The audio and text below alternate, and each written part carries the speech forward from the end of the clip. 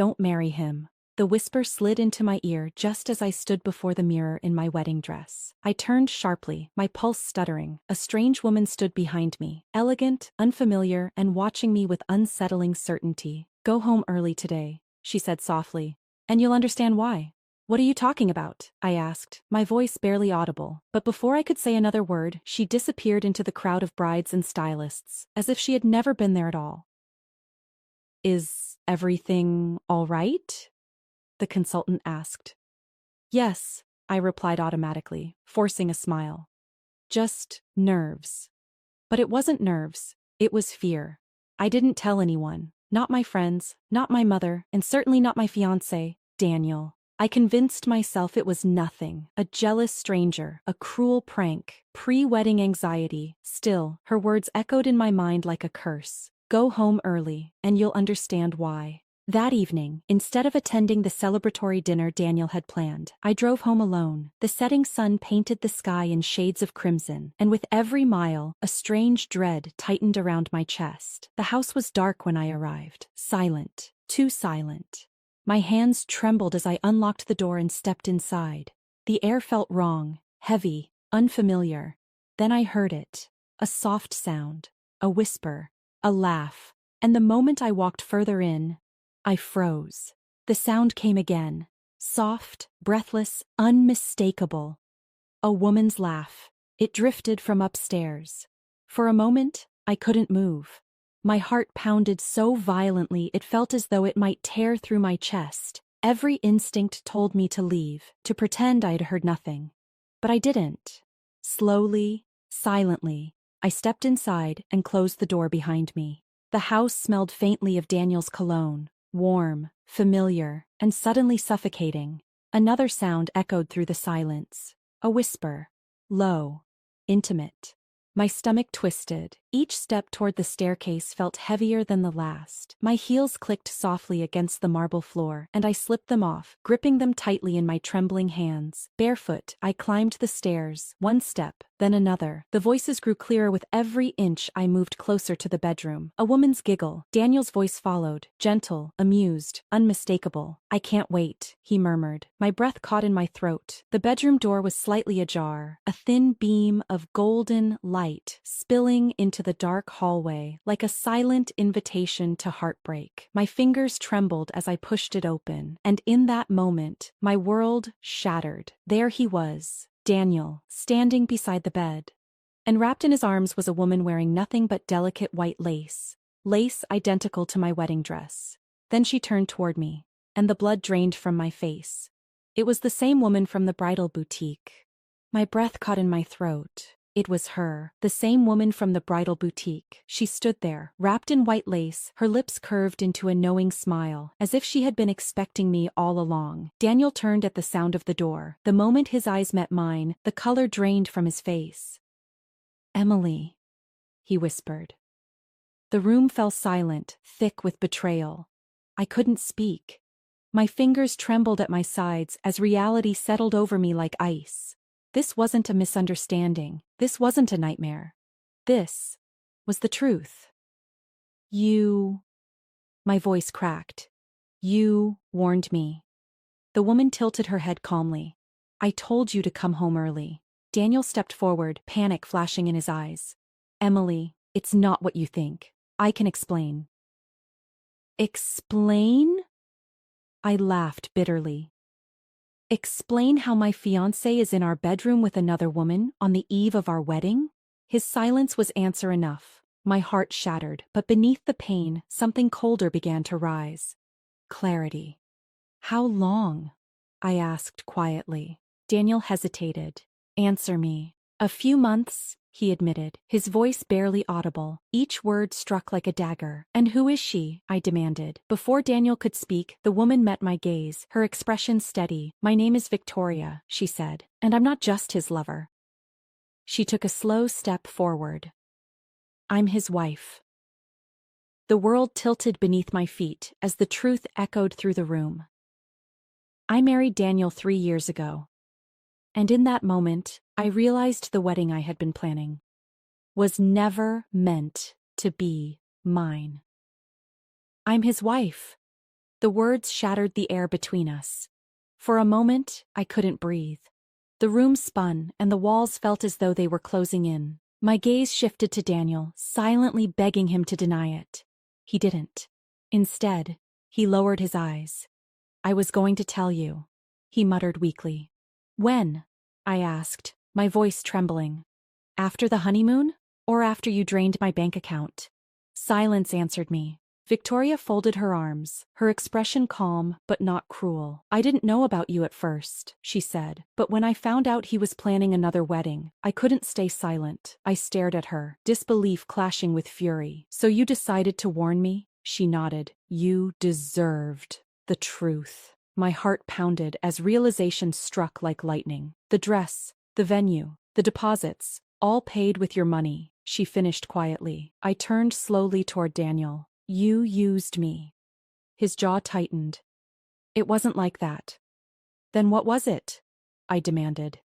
He hesitated, and in that pause, the truth revealed itself more brutally than any confession. "You were convenient," he admitted. Something inside me broke, and then hardened. The tears stopped. The trembling ceased. The girl who had dreamed of love vanished in that instant. In her place stood a woman who understood betrayal. I removed my engagement ring and placed it on the dresser. "The wedding is cancelled," I said coldly. Then I looked him straight in the eye. "And this is only the beginning." By the time I walked out of that house, the night air felt colder than it ever had before. But I wasn't broken. I was awake. The tears stopped before they could fall. Pain still burned in my chest, but beneath it, something sharper began to take shape. Clarity. Daniel hadn't just betrayed my heart. He had tried to steal my future, and he had underestimated the woman he thought he could deceive. I drove straight to my apartment, my wedding dress still clinging to my skin like a ghost of a dream that no longer existed. Carefully, I unzipped it and placed it back in its box, not as a memory of love, but as evidence of betrayal. That night, I didn't cry. Instead, I opened my laptop. Receipts, contracts, bank transfers. Every payment I had made for the wedding stared back at me from the screen.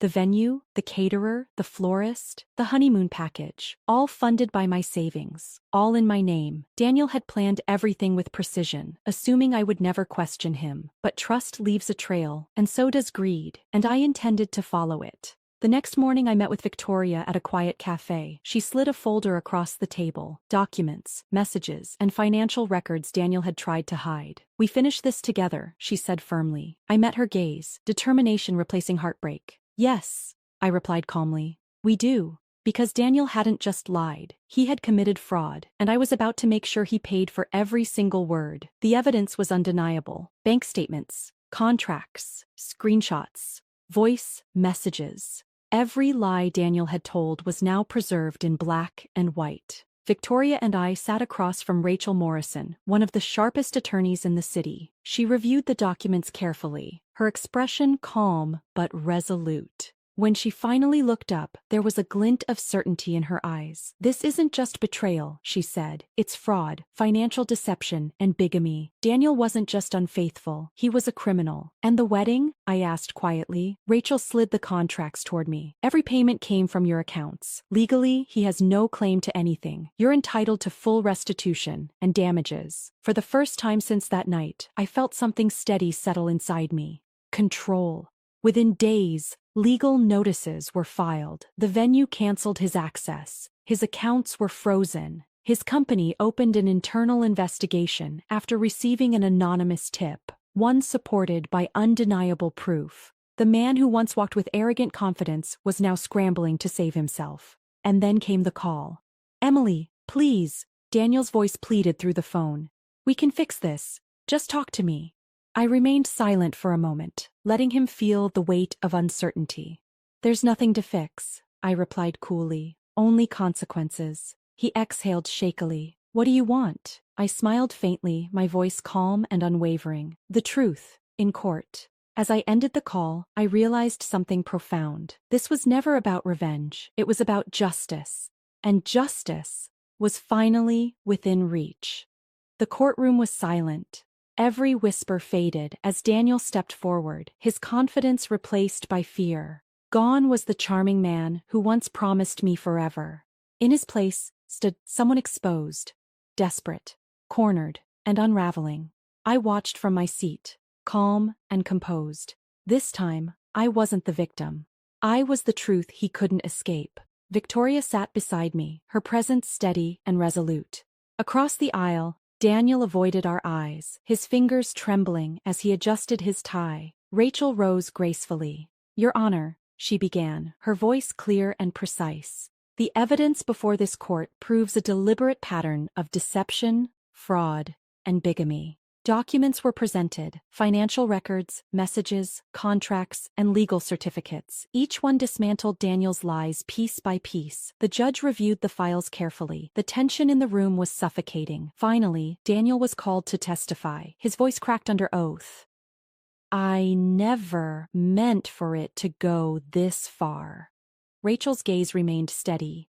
"You planned a wedding funded entirely by my client while legally married to another woman. Is that correct?" Daniel hesitated. "Answer the question." "Yes," he whispered. The truth landed like a gavel strike. Moments later, the judge delivered the verdict. Based on the evidence presented, the court finds the defendant liable for fraud and financial deception. A wave of relief washed over me. Daniel's empire collapsed in a single breath, and as I watched him stand defeated, I realized this wasn't revenge, it was justice, and justice had finally prevailed. The courtroom doors closed behind me with a quiet finality. It was over, not with a dramatic outburst or a triumphant smile, but with a calm, steady sense of peace. Daniel had lost everything: his reputation, his freedom, and the illusion he had so carefully constructed. Justice had spoken, and for the first time since that night, I could finally breathe. Victoria stood beside me on the courthouse steps. We exchanged a knowing glance. Two women once deceived, now united by truth. "Thank you," she said softly. "No," I replied with a gentle smile. "We saved each other."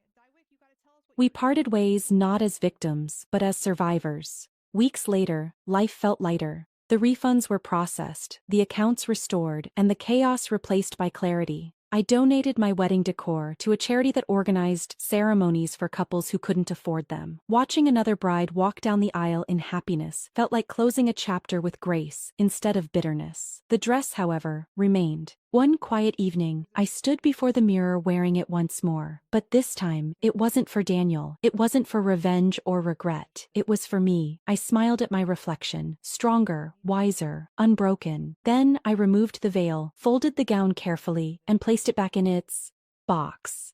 Not as a relic of betrayal, but as a symbol of survival. Because I hadn't lost a wedding. I had reclaimed my life. And this time, the future I walked toward was entirely my own.